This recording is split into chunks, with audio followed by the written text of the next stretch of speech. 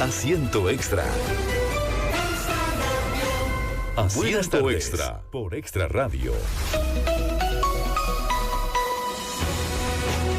Hola, ¿qué tal, oyentes? Las 2 de la tarde y 1 minuto. Bienvenidos a nuestra edición de hoy, lunes de política de Asiento Extra, como lo hacemos en cada jornada después de las 2 de la tarde a través de nuestra frecuencia 92.3 FM y la señal también a través del streaming de extraradiocr.com. Gracias a toda la gente que nos escriben a través del 7003-1234, 7003-1234, que es la línea que abrimos siempre, esta ventanita que abrimos siempre para que la gente nos escriba, opine, nos digan, pues obviamente cómo está la situación en su zona, las vías. Hay que decir que la ruta 32, por ejemplo, ya está abierta en este momento, está normalizado el tránsito después de la emergencia de anoche por el cierre. Las 2 de la tarde y 2 minutos, bueno, vamos a entrar de lleno ya con el tema político. Ha sido un día con muchísimo interés en torno a lo que ha pasado en el país y especialmente porque quizás una de las noticias importantes de esta semana, arrancando apenas la semana, es el hecho de que doña Claudia Dobles ya diga oficialmente que viene al país y que va a ser precandidata hacia la presidencia de la República. Ese es un tema que queremos abordar hoy, pero también obviamente todo el tema político con un hombre que entiende la política, sabe leer la política, le gusta la política además, enseña sobre política. El expresidente Luis Guillermo Solís, a quien tenemos en línea a esta hora de la mañana. Don Guillermo, gusto tenerlo, ¿cómo me le va? Muy buenas tardes, don Henry, y por su medio toda nuestra audiencia. Muy bien, por suerte, muchas gracias y muy honrado de estar en su programa. Hace rato que no conversábamos en micrófono, así es que le agradezco mucho la invitación. No, es con mucho gusto, don Luis Guillermo, que gobernó el país. Le estaba leyendo, yo lo leo mucho, o sea que así, donde usted publique sus cosas, yo estaré muy pendiente porque, pues obviamente es una voz autorizada. Estaba leyendo hace algunos días una entrevista suya con el diario El País también, a propósito del tema centroamericano, etcétera, etcétera. Le acabo de leer un post suyo a través de Twitter, la violencia como arma política, ¿no? A propósito de lo que pasó en Colombia con el senador Miguel Uribe, que es precandidato a la presidencia de ese país.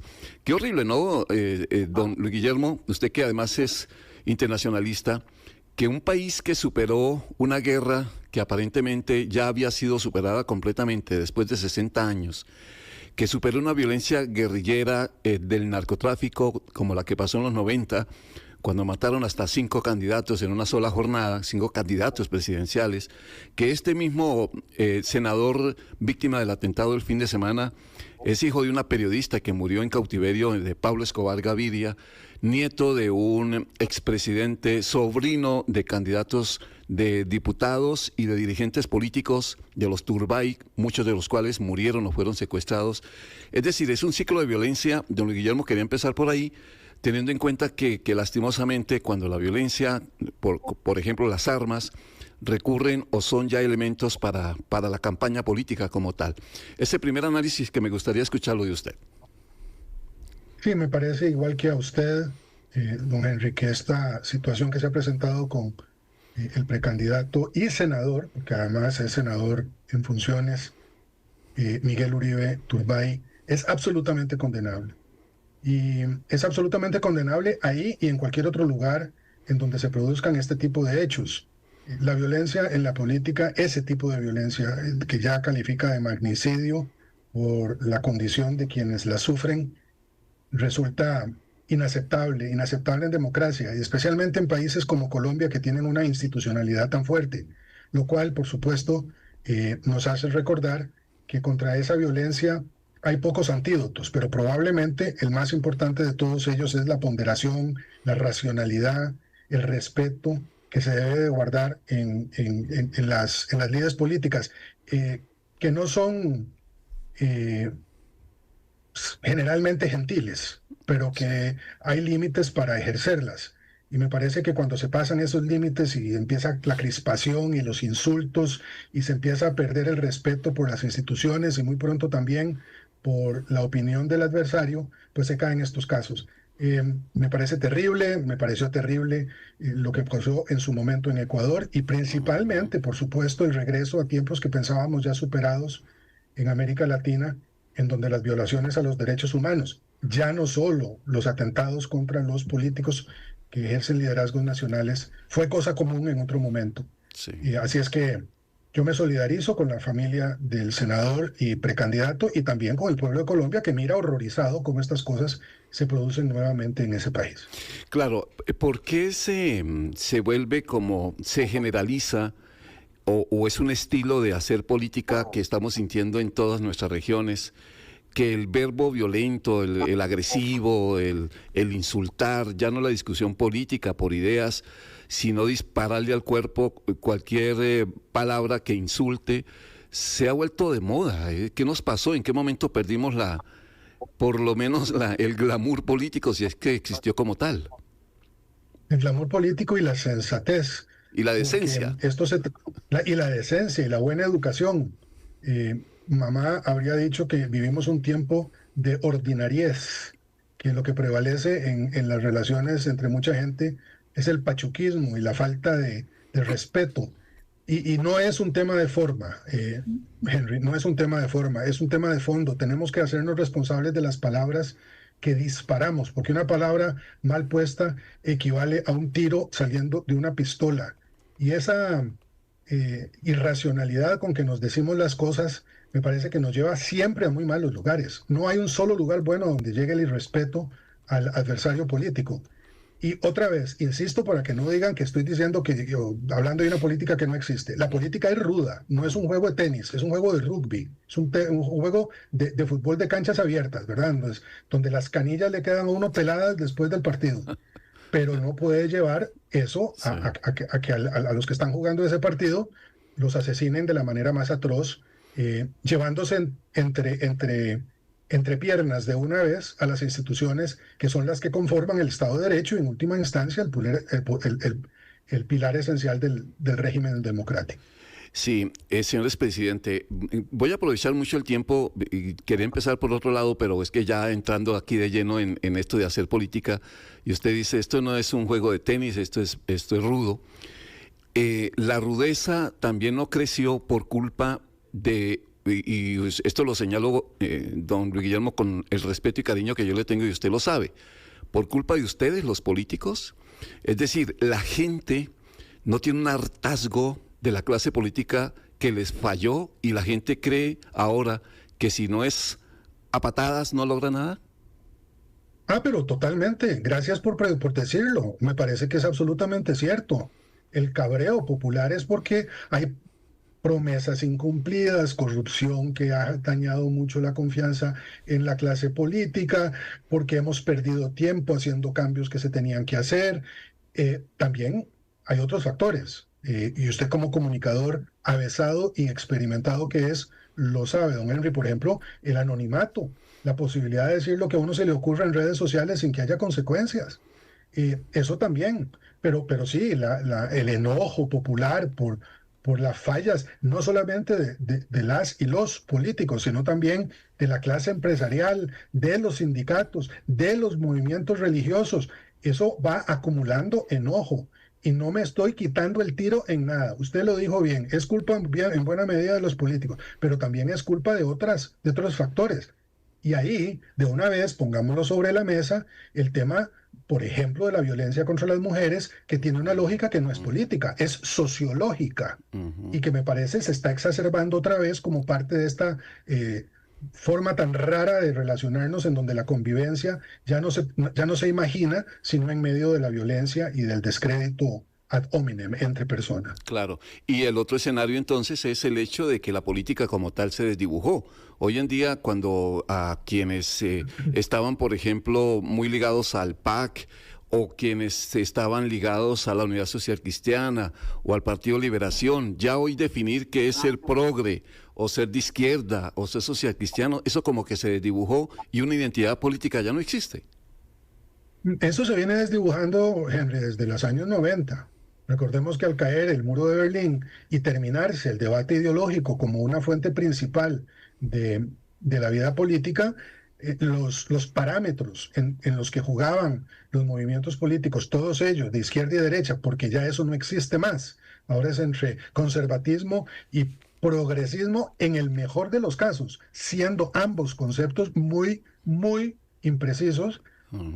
Perdimos también los baremos que utilizábamos tradicionalmente para medir la política y las actividades se desdibujaron, como usted dice, ¿verdad? Ahora esos centros amplios más parecen un pantano en donde todo mundo cae en iguales condiciones. Y como todo se relativiza, porque además es el otro problema, ya no hay absoluto, sino que todo es relativo, entonces terminamos en una situación verdaderamente complicada, porque en el mundo en donde no hay distintos, pues todo es igual, y eso no es cierto, ni en política ni en ninguna fracción humana. Sí, uno podría, y usted se lo pregunto al experto en temas políticos, hoy en día si alguien le pregunta, por favor, don Luis Guillermo, defíname qué es progresismo o defíname qué es ser social cristiano, ¿es fácil definirlo en términos de hoy, no las definiciones románticas de antes?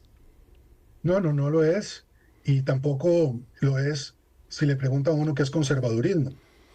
Hace poco tiempo se publicó, hace como un año y medio, se publicó en España, la Fundación Carolina lo hizo después de una larga investigación, un libro sobre las derechas europeas. Digo las derechas en plural, Sí. y resulta que hay un montón. Hay una derecha que es religiosa, hay otra derecha que es laica, hay una derecha que es neoliberal, hay una que es proteccionista.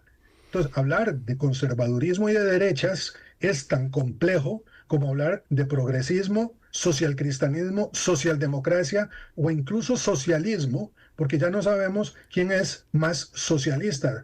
Si Kim Il-sung en Corea, el presidente Díaz-Canel en Cuba, o dos que se dicen socialistas y que de socialistas no tienen ni el pelo que ni usted ni yo tenemos, que son Daniel Ortega por un lado Sí. y Nicolás Maduro por el otro. Ajá. Entonces, todo esto, por eso le digo, caemos todos en un pantano en donde todos los gatos son pardos, en una hora, además de gran confusión, de gran incertidumbre en el mundo entero, no solo en Costa Rica, también en el resto del mundo, en donde pareciera que estamos como aquello del romance de las carretas, de que el día ya no es día y la noche aún no llega y no sabemos en qué punto de la tarde estamos. Usted hoy, yo puedo definir lo que usted, yo no lo he escuchado por lo menos, y me corrige si estoy cometiendo el error. Usted todavía es del PAC, ¿verdad? Sí, cómo no. Soy del PAC, participaré como dirigente del PAC, y me parece que mi obligación como expresidente de la República, electo en una plataforma del PAC, no solo por gente del PAC, sino por un conjunto muy amplio, es también ser mesurado y tener una actitud respetuosa con la investidura que alguna vez tuve. Claro. O sea, usted no me va a ver ahí repartiendo boletas y volantes y pegando gritos en una calle, porque me parece que eso sería irrespetar la investidura que alguna vez tuve. Entonces, pero sí soy miembro de ese partido, soy militante de ese partido, contribuyo en lo que pueda en ese partido y trataré, por supuesto, de que mi partido salga adelante de los muchos desafíos que tiene, como lo he estado haciendo en los últimos años. Bueno, es que le hago la pregunta porque quería volver al escenario anterior de definiciones políticas. ¿En dónde está el PAC entonces, en ese pantano?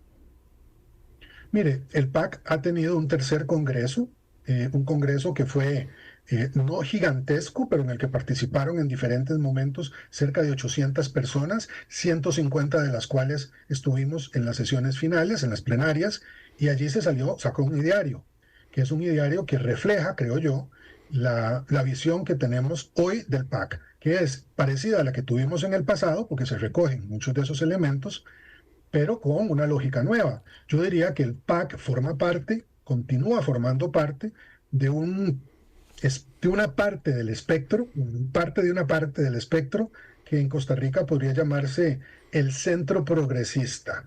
Ahora usted me dirá, bueno, pero usted acaba de decir que eso no tiene ningún sentido y es complicado explicar qué es el centro progresista. Pero yo diría que es en general un planteamiento que no es revolucionario en el sentido que lo eran muchos movimientos marxistas del pasado, pero que busca cambios de manera que el modelo político se mantenga actualizado, teniendo como centro la preocupación por la gente, por el bienestar de las personas en un marco de estatismo responsable y eficiente. Para decirlo de alguna manera, hay otros elementos, pero a los que quieran, ahí está el documento, está en línea y se puede consultar.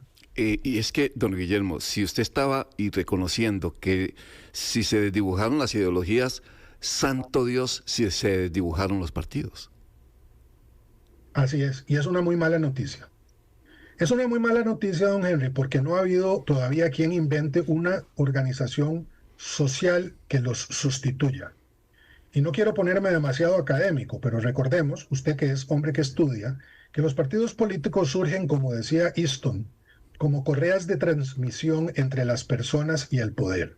Eran las agencias intermediarias entre la gente y el poder. Eso tenía ventajas, pero también tenía muchas desventajas. Y después de la Guerra Fría, particularmente, aquella cosa de las masas ordenadas por el partido se desdibujó y yo creo que al final desapareció porque ahora hay mecanismos que permiten a la gente vincularse directamente con los tomadores de decisión. Por ejemplo, los tecnológicos, pero no solo esos.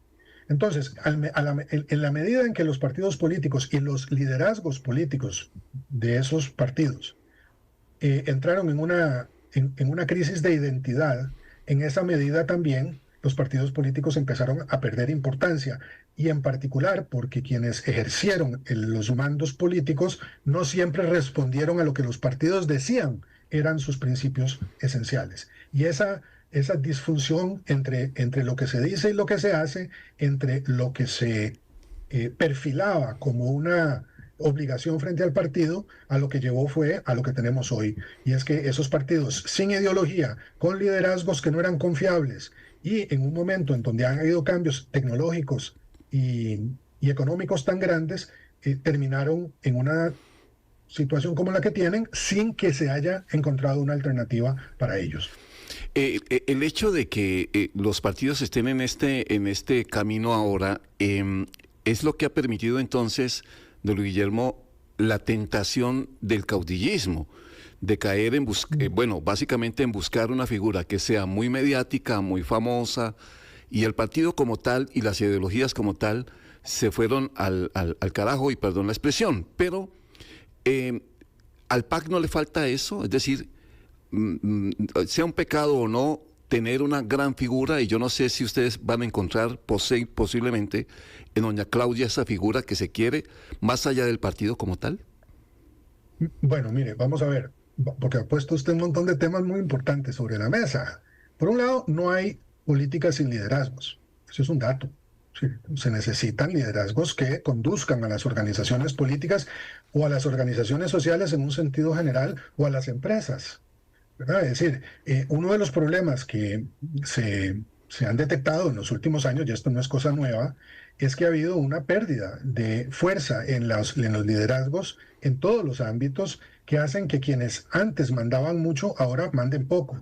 Entonces, las figuras que ejercen esos liderazgos tienen hoy un perfil distinto al que tuvieron en el pasado. Y la gente añora esos liderazgos fuertes, porque frente a las fallas que han tenido los partidos políticos, y yo diría los estados y sus gobiernos, la gente piensa, bueno, si no lo logramos por la vía de las instituciones, lo logramos por la vía de las personalidades. Entonces, hay una circunstancia, digamos, histórica que ha impulsado esta lógica de los liderazgos fuertes. Pero en segundo lugar, es absolutamente irregular que una figura, un individuo, hombre o mujer, da igual, sea más grande que el partido que lo representa. En Costa Rica ese es un fenómeno que viene dándose desde hace décadas. Sí, los candidatos presidenciales son más grandes que el partido, porque el partido se ha debilitado mucho, como usted ya lo señaló. Entonces, tenemos una situación disfuncional, porque además los que deberían demandar un poco más de lo que mandan, ya no mandan como antes, ¿verdad? Se han ido trasladando las potestades de los liderazgos políticos, por ejemplo, del Poder Ejecutivo hacia el Poder Legislativo o hacia otras instituciones como la Defensoría de los Habitantes o la Contraloría General de la República o los que sean. Y entonces la presión por tener estas personalidades que parecieran capaces de tocar el cielo con los dedos es muy fuerte. Y otra vez, este es un fenómeno en Costa Rica, pero es un fenómeno también universal. Vea quiénes son los grandes liderazgos que hoy puntean más. Sí, son presidentes autocráticos que reciben incluso mucho apoyo de sus ciudadanos porque están resolviendo problemas. El problema de los problemas que resuelven estos autócratas presuntamente es que no siempre los resuelven. Y después de un rato se llenan entonces de mañas y terminan igual que los anteriores o peor que ellos. El otro gran pecado, seguramente, don Guillermo, sea que los partidos no aprendieron o no quieren o les está quedando muy grande hablarle a los jóvenes, acercarse más a una generación que de hecho hay una nueva generación. Le escuché a un analista en estos días hablando de datos en la política, que hay una generación que nació ya con todas las garantías sociales adquiridas. Es decir, para ellos no representan una lucha o que ni siquiera conocer posiblemente ni siquiera la historia de por qué tenemos caja o por qué hay garantías laborales a este nivel. A esa generación es a la que seguramente no se le ha querido hablar o no se le ha aprendido a hablar, y ahí se estaría cometiendo, digo yo, un pecado muy grande por parte de los partidos o sus líderes. Sin duda, y también eso es un fenómeno general. Hay un desenganche de las juventudes que es muy evidente. Y digo esto de las juventudes, don Henry, porque viera que es muy complicado el tema de los jóvenes, como se les dice así, generalmente. Es que son muchos diferentes tipos de juventudes. No es lo mismo hablarle a jóvenes hombres que a jóvenes mujeres. No es lo mismo hablarle a jóvenes universitarios, mujeres de la zona urbana, que a jóvenes mujeres que no son universitarias, que ya tienen 1 o 2 hijos, algunas veces fuera del matrimonio, en zonas rurales. No es lo mismo hablarle a jóvenes que están trabajando ya y otros que no tienen ni trabajo ni estudian. Entonces, la oferta hacia esas juventudes no solamente debe ser de los partidos, sino que debería de ser de la política pública. Y ahí hay un vacío que no está lleno. Y de hecho, la gran dificultad es cómo logramos que esa gente que está desenganchada, que tiene menos de 35 años, para poner una edad, se sienta convocada y se sienta impelida a la acción política. Por el momento, eso no está ocurriendo en muchos casos. El PAC lo hizo al inicio de su gestión, siempre fue un partido muy orientado hacia las juventudes, y ahora las propias juventudes nos reclaman que eso no lo hemos hecho con suficiente fuerza, no lo hemos mantenido con suficiente fuerza. Yo tenía, no sé, a 150 funcionarios en diferentes niveles de la administración Solís Rivera que tenían menos de 35 años, empezando por gente muy cercana a mí en mi despacho presidencial. Pero eso tiene riesgos. Afortunadamente, en el caso mío, no tuve que sufrir, pero la falta de experiencia de muchos jóvenes solo se resuelve dándoles oportunidades para que tengan, para que jueguen en política y jueguen en los procesos de toma de decisiones. Pero eso no, hay un vacío, y es un vacío que es general hoy. Sí, ¿y cómo enamorarlos entonces, entre comillas? ¿Cómo traerlos? ¿Cómo hablarles? Bueno, primero hay que hablarles en su lenguaje, ¿verdad? Yo tengo ya, Henry, 67 años. No soy un anciano, pero ya soy un hombre viejo. Para mí hablar con el nuevo lenguaje es muy complicado. Ajá. Y es un lenguaje que tiene que ser mucho menos florido, tiene que ser un mensaje mucho más rápido, mucho más accesible, tiene que ser un lenguaje con el cual ellos se relacionen. Punto 1. Punto 2, el acercamiento es completamente diferente.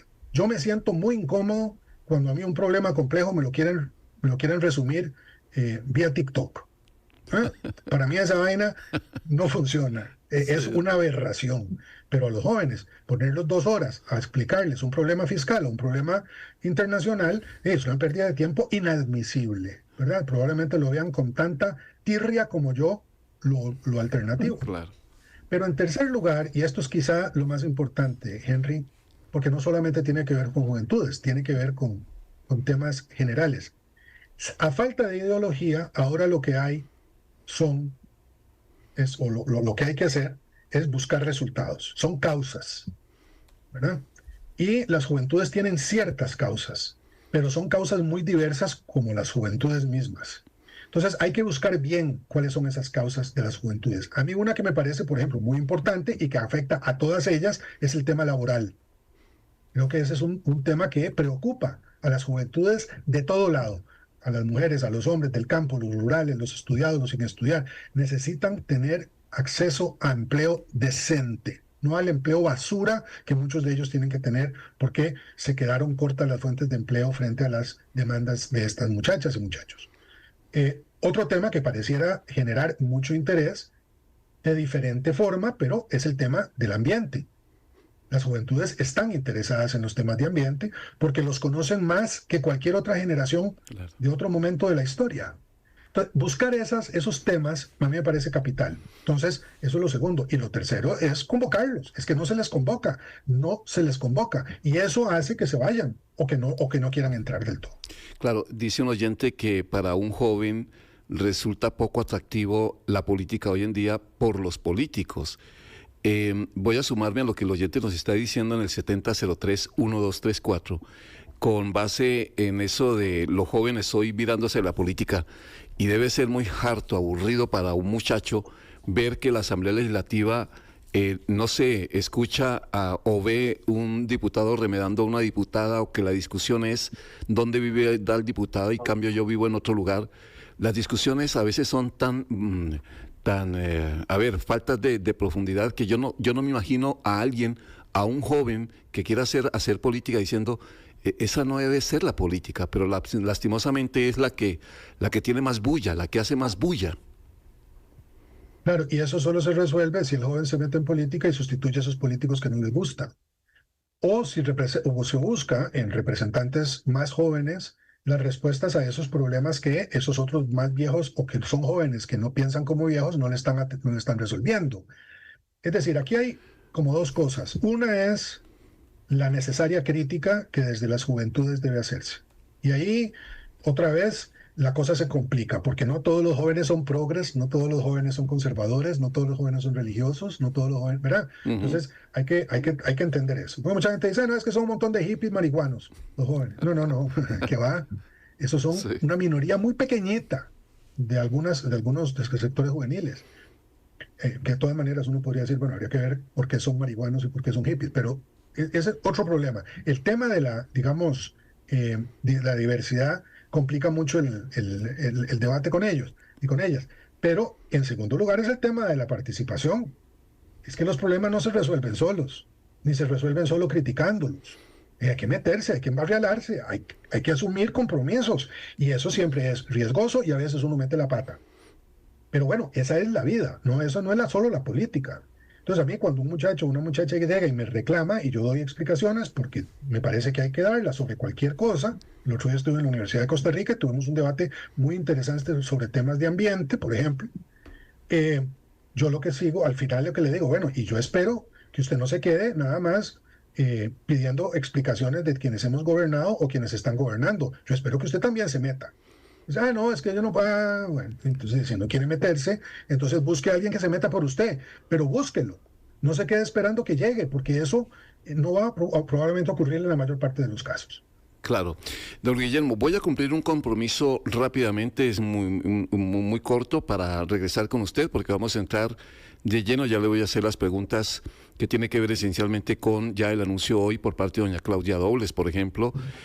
Obviamente que tenemos que hablar de lo que está pasando actualmente con el gobierno del presidente Chávez, y muchas cosas que quedan sobre la mesa y que me encantaría muchísimo aprovechar su presencia hoy en nuestro programa. Deme 30 segundos y ya regresamos, don Guillermo. Claro que sí.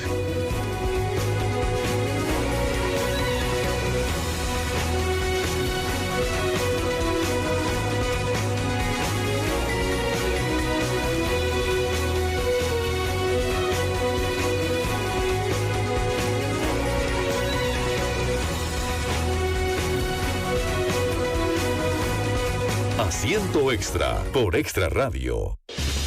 Diario Extra llega hasta su casa o negocio. Un periodismo objetivo, imparcial, con un manejo fuerte desde el punto de vista ético y una mayor confiabilidad. Consulte por las zonas de cobertura. Suscríbase al 7070-4205. Infórmese primero y mejor con Diario Extra.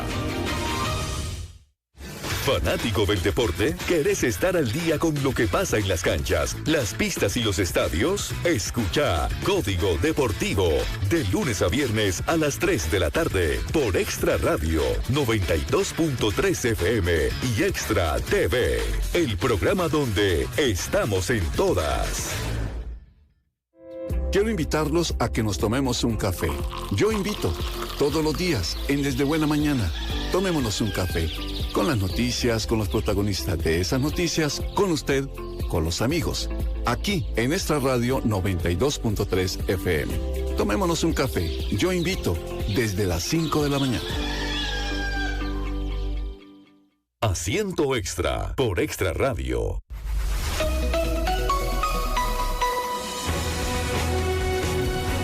Las 2 de la tarde, 31 minutos, esta tarde, en diálogo muy interesante por la actividad política los lunes. Vamos siempre a tener esta posibilidad de conversar sobre política. Vamos a tener un periodo hacia adelante con muchas noticias a propósito de las elecciones ya el próximo año, lo que está pasando en todos los partidos, los candidatos, todos ellos que van a pasar por estos micrófonos, obviamente, todas las voces que podamos escuchar desde el lado que hagan análisis político, todas tienen cabida en estos micrófonos de Extra Radio. Esa es la meta. Obviamente que, pues, teniendo en cuenta cómo están las cosas, y nos decía esta mañana un analista en el programa En Contexto, la papeleta va a ser una sábana de por lo menos 30 candidatos mínimo, así que eso va a ser un reto tremendamente grande a nivel periodístico y a nivel social, pues obviamente. Yo no sé, cada vez don Luis Guillermo Solís es presidente de la República, invitado esta tarde, cada vez va a ser más difícil establecer o límite o para dónde vamos si estas papeletas siguen creciendo de esta manera, ¿no? Muy complicado. Sí, y no es una buena noticia tampoco. Yo creo que la fragmentación, especialmente teniendo nosotros un régimen que no es parlamentario, sino es presidencialista, le va a plantear a la nueva administración, a la que sea electa en las elecciones de febrero o de febrero y abril del año entrante, un gran desafío, que tienen más o menos resuelto los partidos que son parte de un sistema parlamentario, pero los gobiernos, perdón, que son parlamentarios. Nosotros no tenemos esa posibilidad. Entonces, negociar en la Asamblea Legislativa con un conjunto muy grande de partidos que van a tener pequeñas fracciones de diputadas y diputados va a ser un gran desafío. Pero también eso demuestra lo que hablábamos antes, es la desorientación, el desconcierto ideológico y político.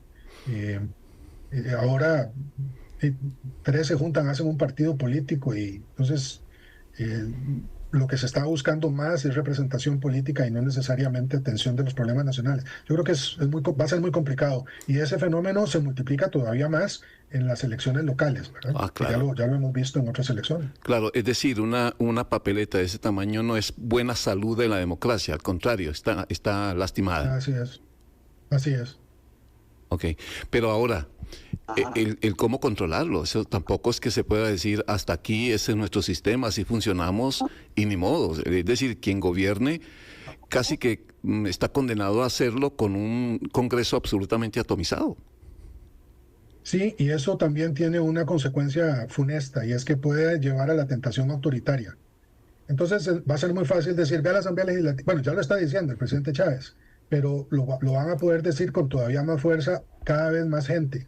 Vea la cochinada de Asamblea Legislativa que tenemos, sáquelos a todos, de todas maneras no sirven para nada. Ese tipo de acusación en una asamblea muy fragmentada que tiene poca capacidad para proponer proyectos de ley que transformen a la sociedad puede llevar a la tentación autocrática o autoritaria. Es decir, bueno, ahí cerrémosla. Y la gente se pone a aplaudirlo, semejante barbaridad, porque le parece muy bien que cierren la Asamblea Legislativa, porque les parece que no funciona y porque efectivamente van a haber más dificultad para concertar y consensuar proyectos de ley y soluciones para los grandes temas nacionales en donde esa concertación, ese consenso resulta esencial. Claro, el peligro porque incluso una de las versiones que había o metas que se especulaba en torno a las pretensiones del chavismo en el país es lograr unos 40 diputados. Eso en el escenario real, ¿qué significa o qué podría pasar? Bueno, eso lo que significa es que si hubiera un partido de gobierno que tiene 40 diputadas y diputados, ese partido va a poder cambiar la Constitución, va a poder tener una incidencia directa en la elección de magistrados, y entonces el escenario, y yo aquí no me gusta hacer comparaciones que puedan resultar perniciosas y hasta equivocadas, Henry, pero el escenario que tenemos es el escenario en El Salvador. Un presidente que es electo masivamente por la gente en un proceso democrático que no es cuestionable porque se hizo bien la elección, que ya 2 o 3 elecciones después, con el control absoluto del Poder Legislativo y del Poder Judicial, empieza a hacer lo que le da la gana. Eso, aunque tenga el refrendo de la gente, en el libro de la teoría política se llama autoritarismo y en la realidad de América Latina se llama dictadura. Entonces, esa es la consecuencia. Ahora, yo no quiero adelantarme 5, 10 o 15 años de lo que pueda pasar en Costa Rica, pero lo que sí puedo decir es que una parte fundamental del tipo de modelo político y sistema político que nosotros tenemos, que es liberal democrático, que surge de los debates de la Asamblea Nacional Francesa durante la revolución en ese país en 1789, necesita de los pesos y contrapesos que representan los poderes de la República. Si eso se pierde en un sentido general y en un sentido específico en un país, entonces estamos en graves problemas. Claro, pero es que si usted le pregunta a un salvadoreño en la calle, está feliz con Bukele. Si uno pregunta aquí el respaldo al presidente Chávez, está por rayando el 60%. Es decir, que casi que ese autoritarismo, esa voz dura, le gusta a la gente, volviendo a la pregunta con la que estábamos comenzando este programa, y es que culpa de los políticos y la gente se hartó de la tradición y entonces ya quiere que se hable un poquito más duro. Sí, y yo creo que eso es un dato también. Yo no sé si el apoyo de don Rodrigo está casi rozando el 60 o está más bien rozando el 50, un poquito más, pero igual es muy fuerte. Es muy fuerte, sí. Sin duda, es muy fuerte. Pero eso no quiere decir que eso sea bueno. Es decir, el hecho de que masivamente la gente se vuelque a apoyar un gobierno autoritario no lo convierte en algo deseable. Y le voy a dar el ejemplo histórico que siempre se invoca, que es el de Hitler.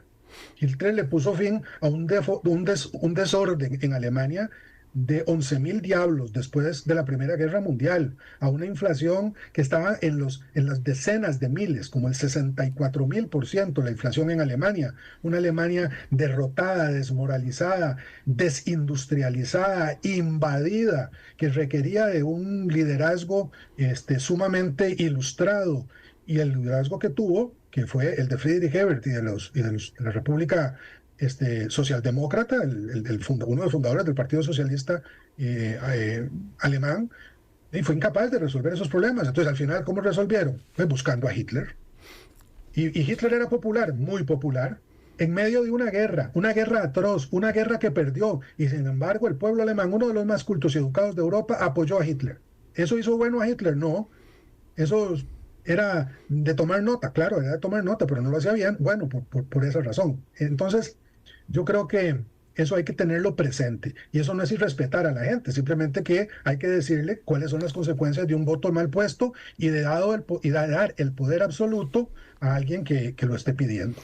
En ese escenario, entonces, ¿cómo hacer política hoy en día desde el lado suyo del Partido Acción Ciudadana, ahora teniendo a doña Claudia Dobles como precandidato? Porque una corrección en ese sentido, un paréntesis rápido, es precandidata, ¿verdad? Todavía.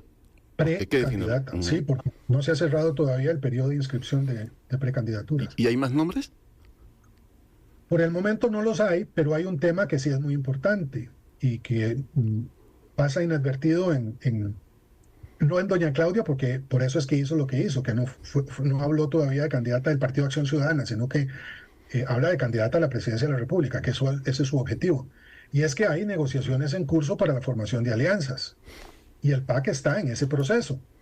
Entonces, si estamos hablando de un proceso serio y un proceso responsable, pues una precandidatura es lo que corresponde para que la candidatura sea del partido coligado, del partido que se ha fundado en base de una alianza. Entonces, eso tiene que quedarse en algún momento, ¿verdad?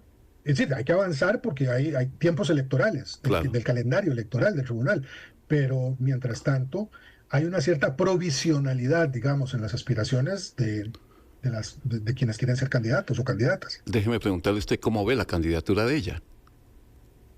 Mire, yo la veo bien, la veo muy bien, igual que todas las precandidaturas y candidaturas que buscan el beneficio de la gente. Doña Claudia además manda una carta que yo diría sustantiva, anunciando su intención, generando incluso ya ahí propuesta, en el tercer o cuarto párrafo de la carta, hay una lista de cosas en donde ella ya asume posiciones. A mí me parece que eso es muy bueno.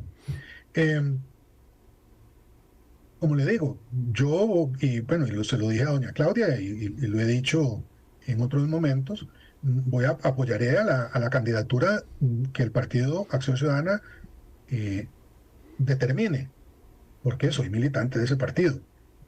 Me parece que tengo que ser respetuoso del proceso interno y si hay más candidaturas, pues que éstas se jueguen con la libertad y con los márgenes que tuvimos quienes en otro momento fuimos precandidatos y resultamos ser candidatos en un proceso de consulta interna.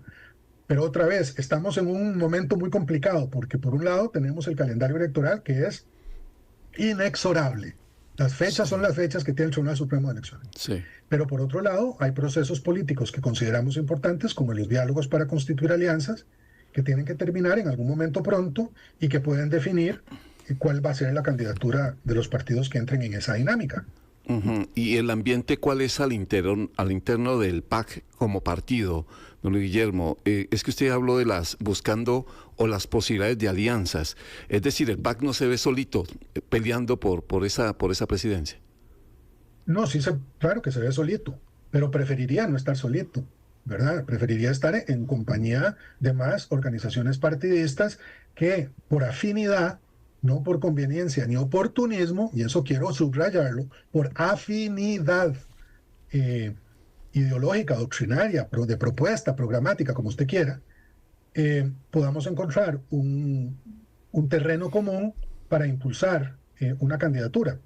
Yo creo que en el partido hay de todo en estos momentos. Hay gente que está dedicada, por suerte, Henry, al proceso de renovación de estructuras, que ya casi termina, que es todo lo que tiene que ver con las cantonales y eventualmente las provinciales, y de las provinciales conformar la nueva Asamblea Nacional del partido. Todo esto es, para alguna gente, formalismo sin importancia y simplemente burocracia. No, es lo que es. Esa es la estructura que tenemos y hay que cumplir con esas disposiciones electorales que el Tribunal Supremo de Elecciones, dicho sea de paso, valora y les da seguimiento muy estricto.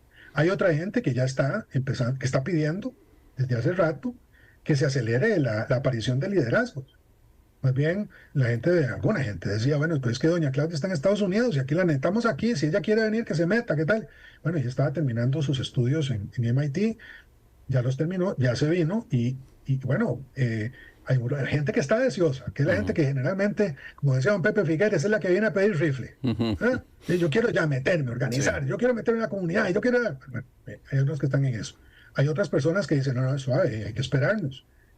Vea lo que está pasando con las negociaciones con alianzas, vea lo que está pasando en el país. No hay partidos que todavía no han definido sus candidaturas y es necesario ver cómo lo van a hacer. El partido... o los partidos cisnerochavistas, que es como a mí me gusta decirlos, son muchos y están jugando con candidaturas múltiples como parte de una estrategia interesante hacia la próxima campaña, más orientada al Congreso, a la Asamblea Legislativa, me parece a mí, que a la Presidencia de la República, porque saben que lo de la presidencia es, en la lógica de ellos, menos importante quién gobierne que quién controle la Asamblea Legislativa, por razones obvias. Pero bueno, eso es otro tema. Entonces, hay mucho, cuando uno dice, bueno, dentro del PAC, ¿cómo miran esa candidatura? Yo lo que sí le puedo decir, y una vez lo adelanto, es que ya en las encuestas doña Claudia no está saliendo mal. Otra vez, digo yo, está saliendo tan bajita como están saliendo otro montón de candidatos y candidatas que han estado mucho más tiempo que ella en la palestra, incluidos algunas que fueron ministras del presidente Rodrigo Chávez, e incluso algunos que tienen años de estar ahí, ¿verdad? Como diputados o diputadas. Entonces, de la candidatura yo creo que se sostiene. Ahora veremos, o la precandidatura, veremos si hay contestación de otras o no. Y como le digo, cómo se terminan de resolver las negociaciones de alianzas. ¿Y cómo van esas negociaciones? Es decir, y la pregunta puntual es, don Luis Guillermo, es alianzas con quién, quién se ha acercado, quién está por afinidad, como usted bien lo subraya, acercándose al PAC, o el PAC a quién se está acercando. Bueno, el PAC, yo no estoy participando de esas negociaciones, no formo parte de la estructura que desde el partido se creó para atender esas negociaciones. Entonces yo preferiría que esa pregunta se la atienda el presidente o el secretario general del PAC, que sí están directamente involucrados en eso, especialmente nuestro presidente, don Fabián Solano. Hay una que va muy adelantada, que es con el partido ADN, presidido por don Omar Jiménez. Lo digo porque no es un secreto, es algo que se está que se dice todo el tiempo. Hay otros partidos que han decidido de previo, o por lo menos en la voz de sus principales dirigentes, como el partido Frente Amplio, que ha dicho, bueno, con el PAC de ninguna manera, con Liberación Nacional, que dijo con ninguno hasta que vayamos a la segunda vuelta, o el PUSC, que dijo Juan Carlos Hidalgo, bueno, nosotros tampoco, no vamos con nadie que tenga representación. Entonces, hay unos que están cerrando puertas no al PAC, sino a cualquier otro. Pero sí sé que hay otras conversaciones que están en curso y habrá que ver si esas conversaciones fructifican. Otra vez, aquí el gran desafío es el tiempo, es el calendario, porque conspira contra unas negociaciones que no son sencillas, Claro, como no ha sido nunca en un régimen presidencialista la formación de alianzas. ¿Por qué esa posición del Frente Amplio con ustedes, con el PAC?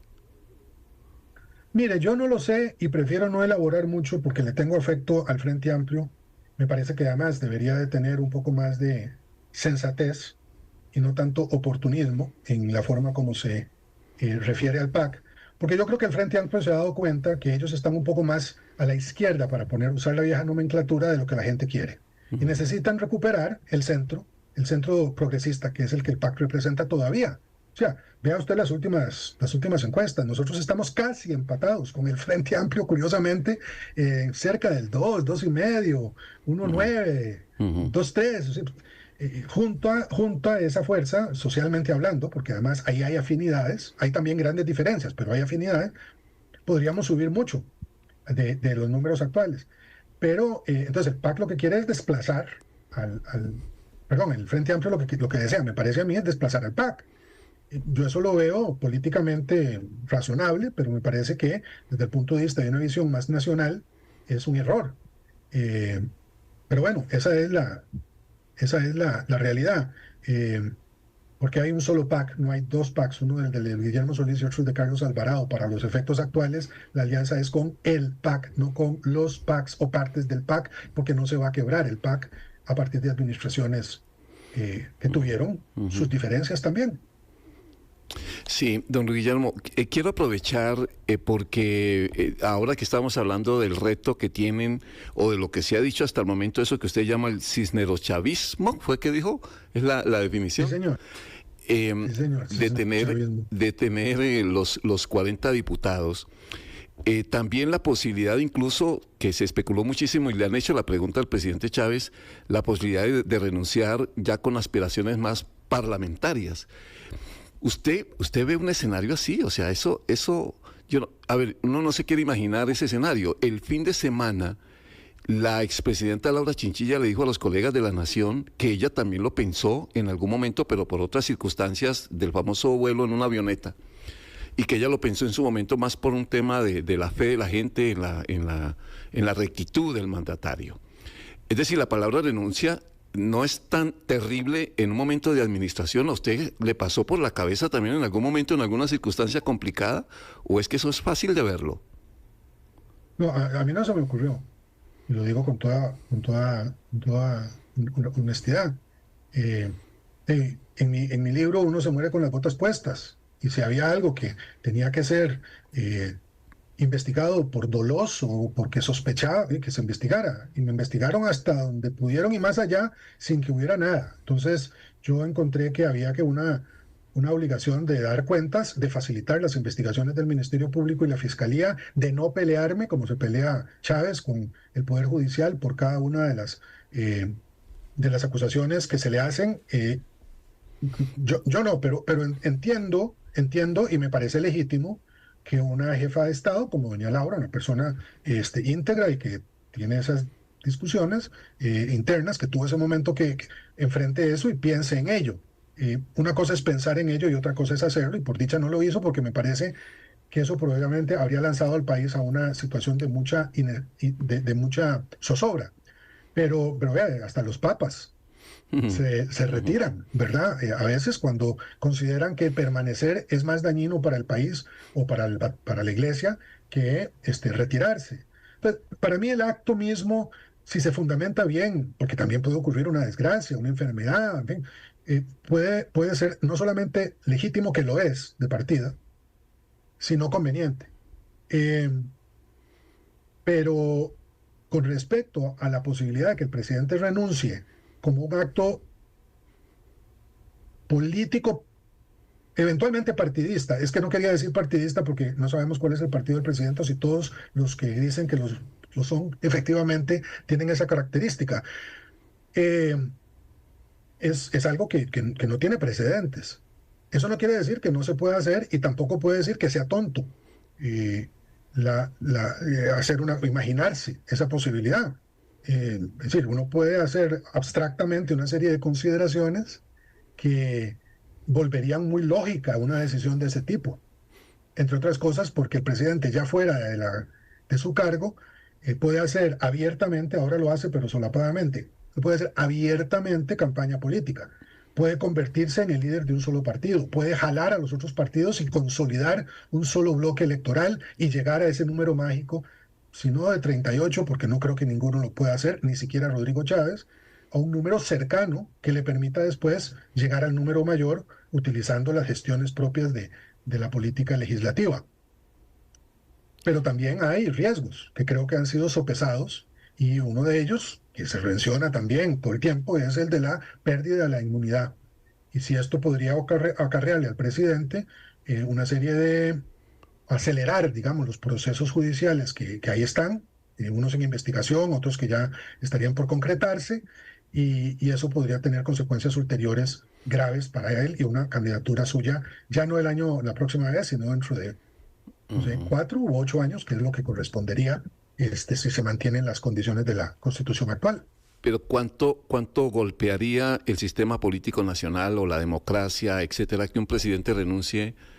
Dice usted, puede pasar, porque pues se puede, pero en democracia también ocurren cosas que a veces sacuden demasiado la democracia, ¿no? Entonces, ¿eso qué tanto golpe pueda generar en la sensación de la gente de inestabilidad, si es que ocurre o no? ¿Qué puede pasar?